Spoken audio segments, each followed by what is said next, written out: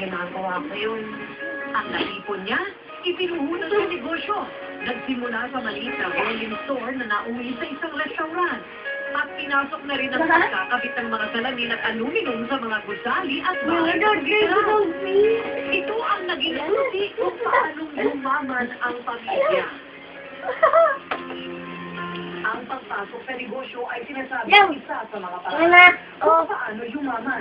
Ayon sa Department of Trade and Industry, halos ang nakuha% ng mga negosyante sa bansa ay mula sa mga maliit na negosyo at mahigit 10% daw ang naiaambag nitong kontribusyon sa ating ekonomiya.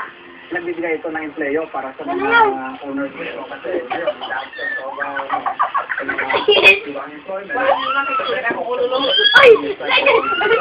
Pero kahit alam mo na ang unang hakbang kung paano umasenso, hindi magandang biglaan ang pagyaman.